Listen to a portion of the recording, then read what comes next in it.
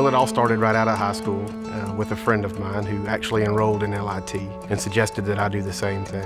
I was born right here in Beaumont, Texas, so to serve our communities, our local communities, means a lot to me.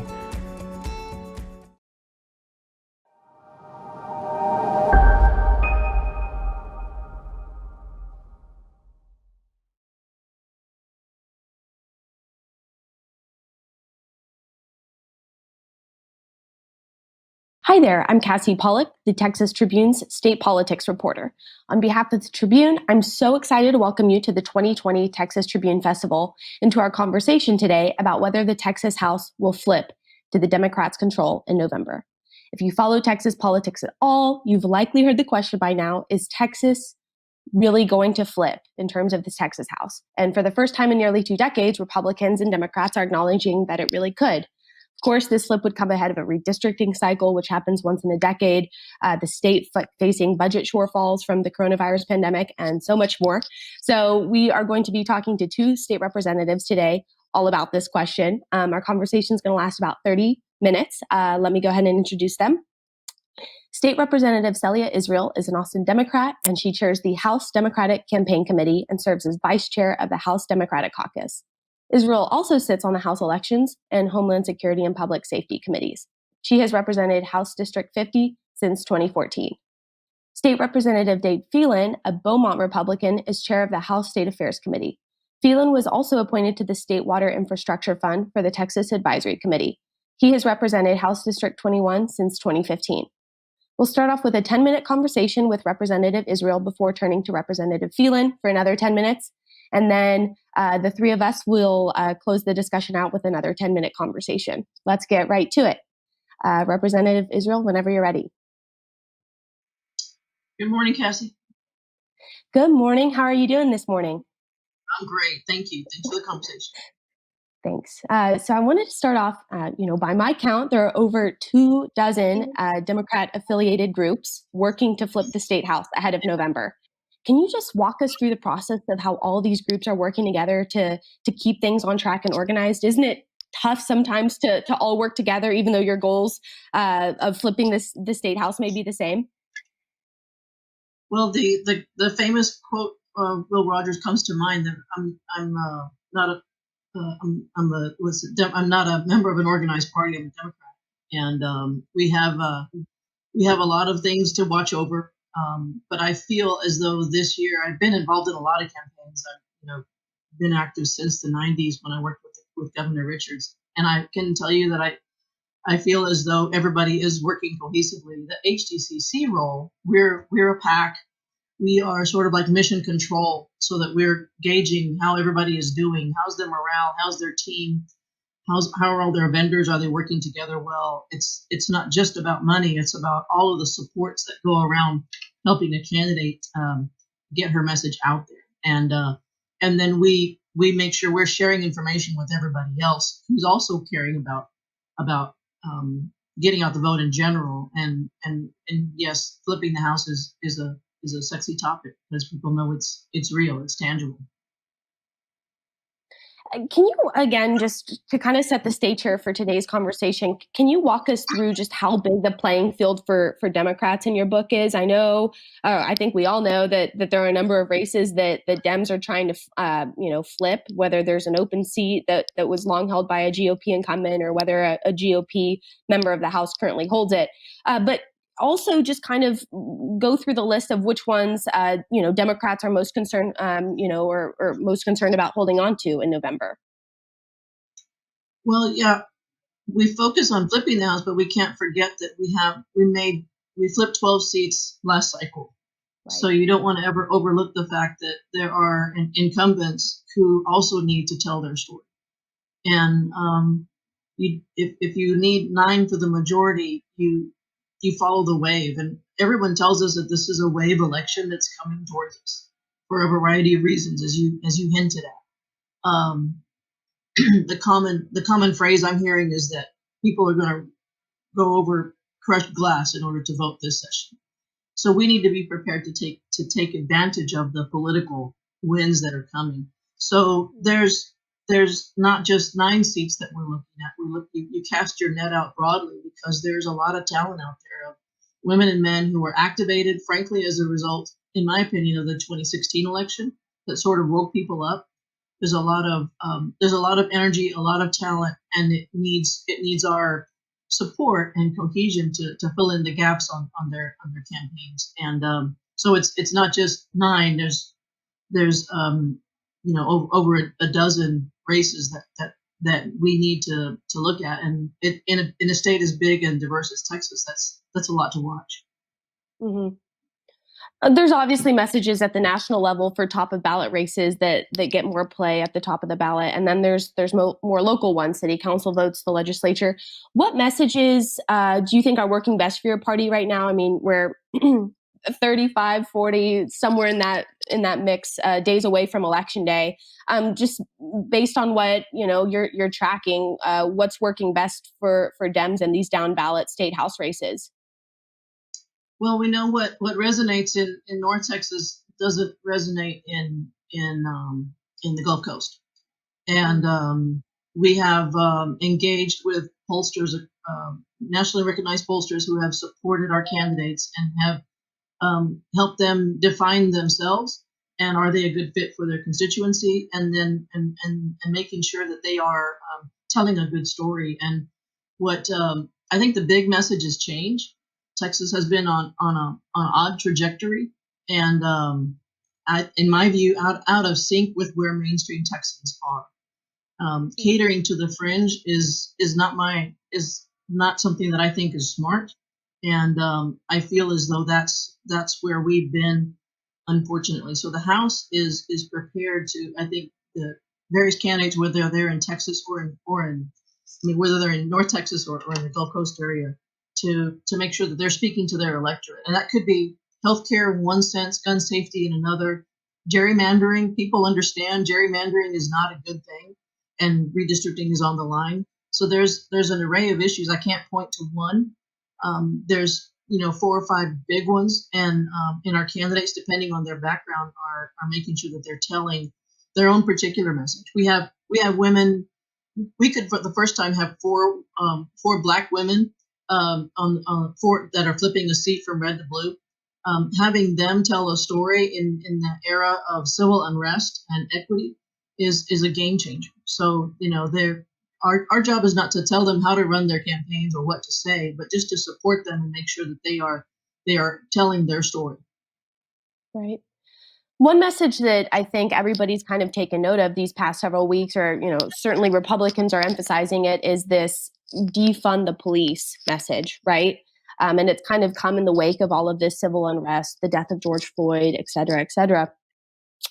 So I guess I just kind of want to follow that up with, what's a message that you think Democrats struggle with, if we can call it that? Is this defund the police messaging that we've seen kind of really, take hold of Republicans and, just national, local conversations? Is that one that Democrats have a challenge with? No, not at all. It's a distraction from the fact that we're losing Texas lives unnecessarily in the age of a pandemic. In the age of a pandemic, we're yet another state that has failed to expand Medicaid. In a post-Odessa, post-El Paso world, we have yet to adopt at least universal background checks for guns. That's supportive across party lines. So our candidates are not running an anti-Trump campaign or being reactive to what the governor may think is a winning issue. I can tell them I don't believe that it is a winning issue. There's so many other areas of weakness that, unfortunately, our Republican colleagues have a record on. And our job is to help these candidates tell their story. And if they tell their story, we flip the House. Right. Already the pandemic, or just mention of the pandemic, has come up a couple of times in your answers, and so I wanted to ask a couple of questions, just related to what everyone has been going through for the past several months. No secret, no surprise that the coronavirus has upended virtually everything, and so I wanted to just ask, how has it impacted the HTC's fundraising and the goals that your group set at the beginning of the election cycle or at the beginning of the year? How have you guys had to adapt? It means I wear yoga pants and a really nice blouse. And I picnics in my backyard, virtual picnics in my backyard with Ray Benson. An array of virtual fundraisers. We're hoping to be connected personally, but we can't. So we're doing well. Part of this is the energy around a presidential election with so many big issues at stake. So we've all learned to operate in a virtual environment. Right. It seems as though, and this is another pandemic-related question, that we'll end with, but it seems as though Republicans generally in Texas resumed in-person campaign events earlier than Democrats, blocking, and the list goes on. Do you think that that's given Republicans an advantage at all, especially when we're talking about these state house races? About a year ago, when I took on this assignment, we knew we would have to have the resources that we needed to support these campaigns, and that included a relatively new silo in a campaign budget, which is digital, and that digital component is critically important. So I think I think it's just as important to be able. You have to be nimble and flexible, and our candidates are telling their story in different ways. They are leaving leaflets at the door, but they're also working on all the media that we now have in the age of 2020, in the age of a pandemic, where people are being more accustomed to accepting a message digitally, and those digital ads are very targeted. The government knows where you live, they know you're a registered voter, and we're gonna have a message. So it just means upping the game in a digital and an electronic format. As much as we can, and it means being as safe as we can. And we're not again going to tell people how to run their campaigns, but we want them to be thoughtful. Some candidates are saying that if they were to knock on the door, the voters are happy to see them, and there's some candidates who are saying the voters are still very in a uneasy place with having a stranger knock on their door, even if their person is masked and takes a few steps backwards. So we just got to be respectful of where everybody is. Weird times. No, that makes sense. Right. Weird times indeed. Thank you so much, Representative. We'll be back with you shortly. We're going to turn now to Representative Phelan.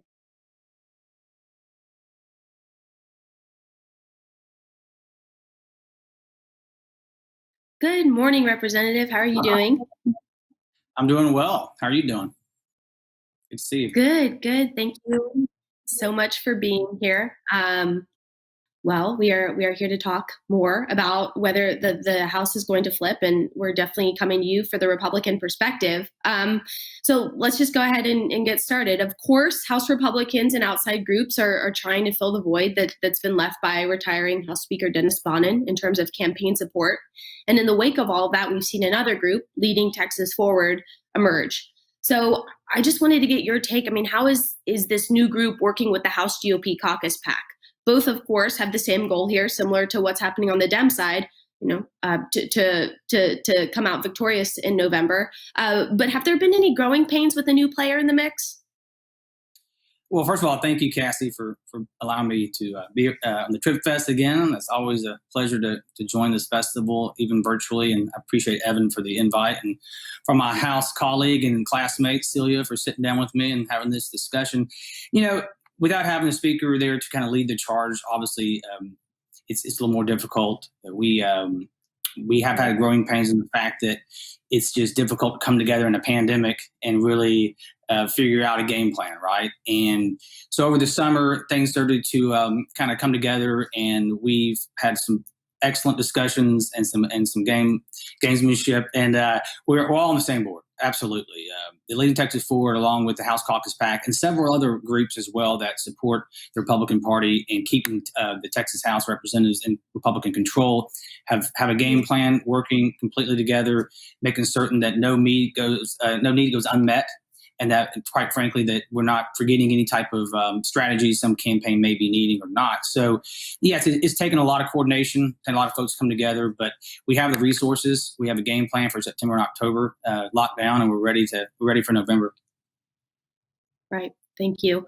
I asked Representative Israel a similar question, but could you just, again, for people who are tuning into this conversation, just walk us through the playing field? Dems flipped 12 GOP controlled seats in November. They're 9 away from claiming the majority, or effectively 9 seats away. Who's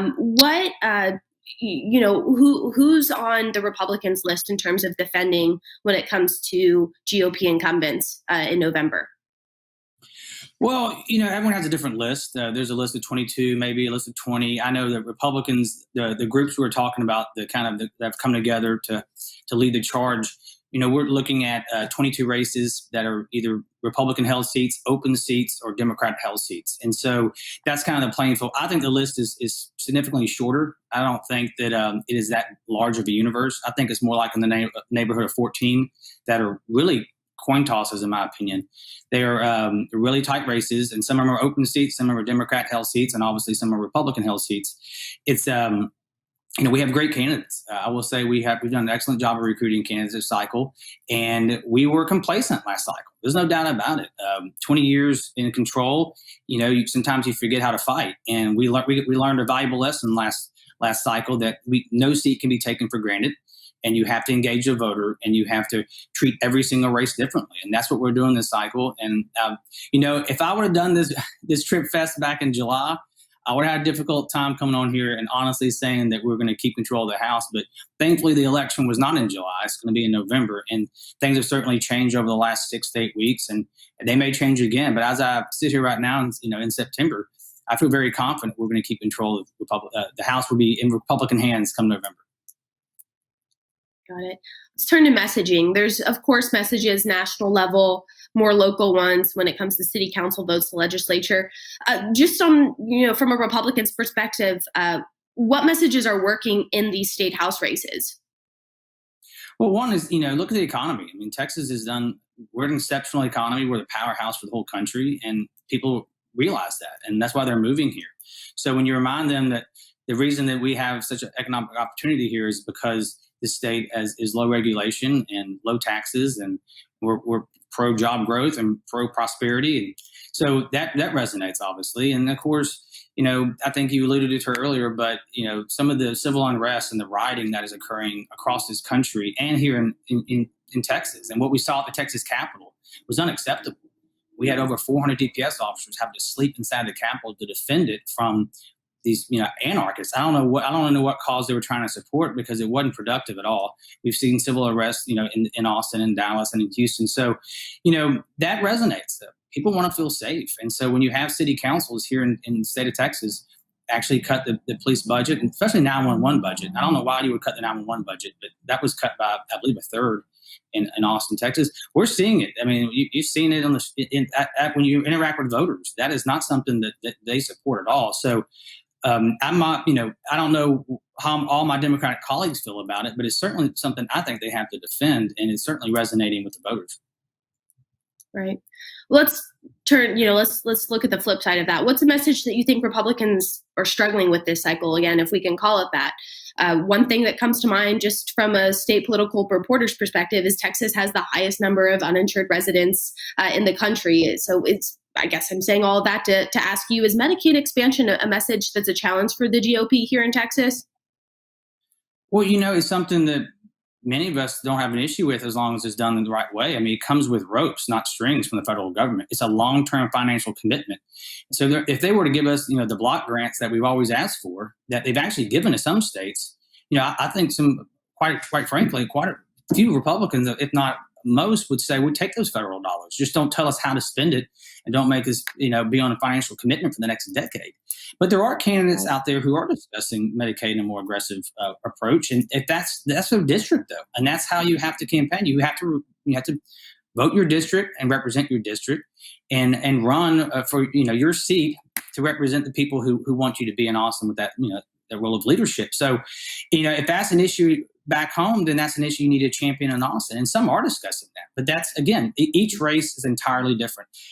My section of Southeast Texas is much different than the suburbs of, say, Dallas, or the inner city of Houston, or even where Representative Celia Israel lives. It's much different than Southeast Texas. So everyone has to campaign like that, because that's who your voters, that's the kind of representation they want to see.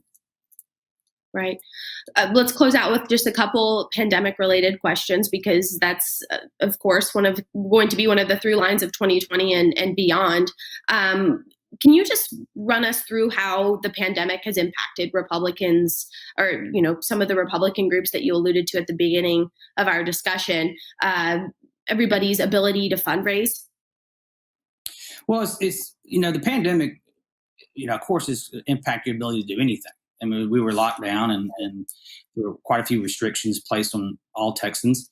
But it's a tough economy. It's tough to fundraise when you have double-digit unemployment. And it's difficult to ask someone, hey, can you give me $100 for my campaign, when they're either lost their job or their business is shut down and has been for 46 weeks. It's just difficult for everybody, Republican or Democrat.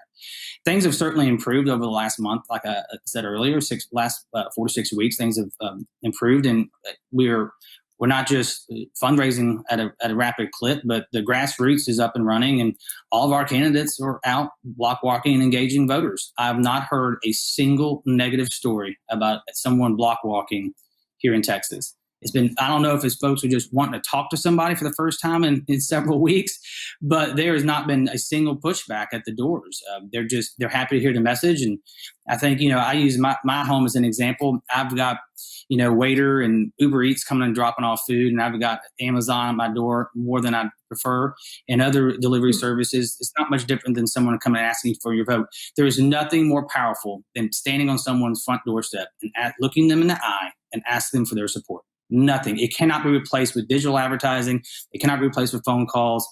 Looking someone in the eye and asking for their support is a very, very powerful thing. And I think it's a huge advantage for Republicans right now.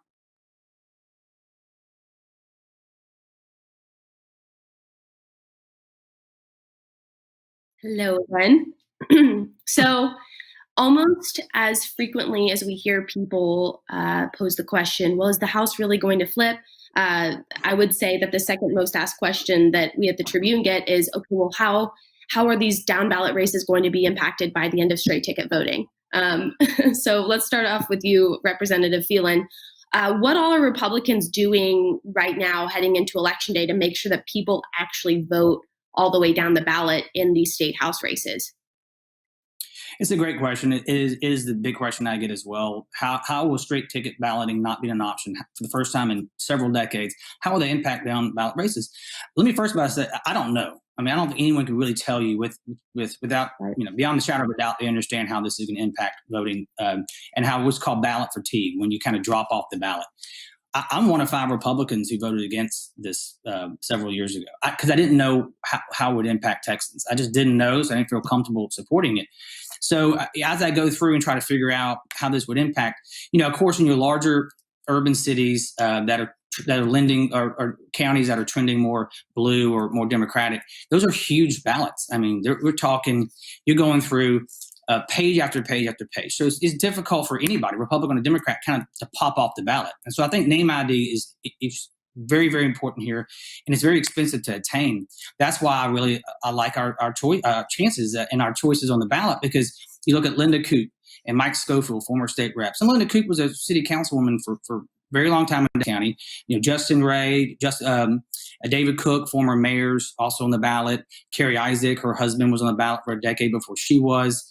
Of course, Cronya Thimmich is a former trustee in that same district at the Louisville ISD school district there. And of course, folks like Angie Chin Button and Sarah Davis, who always have a primary and always have a general and have had that tremendous name ID. So people don't like to vote for strangers. They like to vote for people that they know and they think are going to win. It's in our DNA. So as you go down that ballot and you're looking for someone to vote for, and they see a name they recognize and they're comfortable voting for, I think that's an advantage. And it's just expensive in this day and age with everything that's going on in the congressional races and presidential race and the U.S. Senate.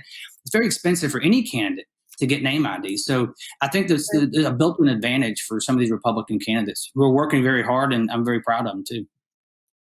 Representative Israel, name ID. What else are Democrats paying attention to again make sure that people make it all the way down to the ballot, down the ballot? Well, we've seen some numbers recently that say that, of course, the numbers tell us the electorate this time around is going to be much younger. It's going to be more colorful. The demographic changes that have been happening in Texas are those young Texans are now old enough to vote. Some of them are young professionals who are waking up. And the reason they don't keep on going down the ballot is because no one has informed them or educated them, not because they're lazy or they only hear about the presidential race and then they move on. The reason they don't keep on going down the ballot is because they didn't want to make an uninformed vote. Is what we're learning, and that's where we come in. We have to help that candidate tell their story, and we've got women who have worn this country's uniform. We have the potential to add two women veterans into the mix on the House floor. Women who have been active in their communities, working on an array of issues. They have a good name, and our job is to if we help them tell their story and make that distinction on their vision of Texas, we feel confident that they will do well this year. Got it. Representative Israel, this question's for you next, and then Representative Phelan, you can weigh in after. But I just wanted to ask, we hear so much about the suburbs in this state and the districts there being in play. And we've heard it's changing demographics. We've heard it's the Trump factor. What's your take on what's made the seats that we're talking about in these areas of the state competitive these past two cycles? Yeah. Well, I felt this when I first ran, and then in the subsequent elections, because I'm in the suburbs of Austin, in the Pflugerville area, high growth, high tech area. And now we're seeing that in the outskirts of Dallas and Fort Worth and Houston. And the phenomenal growth that we've been experiencing is a result of in-migration and just natural growth. And these are voters who are younger, and they're engaged, and they are very, very motivated to vote. So there's a variety of factors. I'm excited about the diversity of candidates that are presenting themselves, that are putting their life on a shelf in order to run hard. And I'm excited that the voters of Texas, who really are a rainbow that is the United States of America, will have an array of choices and just really qualified people. So it's going to be an interesting election. I'm very excited for the outcome, and I'm excited for all of these candidates who have a wonderful story of public service and a mainstream vision of Texas that needs to be told. So I can't wait for election night. It's going to be awesome. Thank you. Representative Phelan? Sure, and I'm glad Celia brought up diversity, because I go back to those 14 races that I think are very, very tight. And we've done an excellent job of recruiting great candidates. Of the 14, 7 are female. And we have Will Douglas, who's an African-American male, J.C. Jutan, an Asian-American. So 9 of the 14 don't look like me. And that's a good thing. And they went through tough races. They went through primaries and runoffs to get there. They're not there de facto. They're there because they earned it. And they have just like Celia said, our candidates have a great track record of public service, mayors, superintendents. They've gone through former state reps. I mean, they've proven that they have that leadership set. And so I'm very proud of their diversity as well. It's a great thing for the Republican Party to finally get there. And I hope we keep building on that. Suburbs changing, sure. I mean, we're having millions of people moving here, over the last decade. I think we're somewhere in the neighborhood about 1,100 people move here a day, if you believe some of the numbers out there. And they're moving here for that prosperity. And I would remind them why they came here and why they want to change that. Because with the money that comes in from, Mr. Bloomberg or from Mr. Holter, that comes with strings. They're going to want an agenda. They're going to want a vote on the issues that matter to them, and that's not what's best for Texas. So that's why I would go back and push back on those suburbs and say, you moved here for a reason, right? And the other thing is, this is the end of redistricting. I mean, people move, they retire, or they move into a certain school district for their children, or they change jobs. and they move across the state, or they move in from California or New Jersey or New York or wherever they're coming from. But, it's a natural migration, and we're at the end of a redistricting cycle, and that's why we will hopefully draw lines. Celia and I will hopefully get together and draw lines this next session. But Jefferson County is a perfect example. Jefferson County has always been blue. Always been blue. One of the bluest counties out there, right? Last cycle, we elected the first Republican county judge in 183 years. We elected the first district judge in 183 years in Jefferson County. And that blew people's minds. But that's just a migration. My district, when I first ran, was 65% Republican. Now it's 85% Republican. So, you're seeing that across the state. Yeah, are some counties getting bluer? Yes. Or some counties are getting redder? Yes. And then we draw the lines and try to make it represent the people that we live with, and we go forward. And we'll do it again, 10 years after that. So I think some of it's a natural migration of the districts, and some of it's just these lines were drawn a long time ago, and it's time to redraw them. Makes sense. You both know that I couldn't have you on a panel with me without asking a question about the upcoming speaker's race. And of course, that's contingent on what happens in November, right? You're just seeing a completely different tone, tenor, pace, whatever you want to call it, to this year's speaker's race, when you're comparing it to the one that happened in 2018. And once we get past November, I think the common thought out there is that we're going to see a lot of movement on the next leader of the House. And I guess let's just start with you, Representative Israel. What's your 30-second elevator pitch on why a Democratic speaker is the best thing for Texas heading into the next legislative session in January? Well, we need to be a counterbalance to the Senate. And I think the House showed that last cycle. We were the counterbalance to the Senate. We moved very strongly on public education. That was a good thing. But we were unable to rein in the more extremist edges of the Republican Party. I'm hopeful that with the gavel, we will calm the waters. But no matter who takes the gavel, we have a history of working across party lines for the good of the state that we love. There's a time for politics, and there's a time for policy.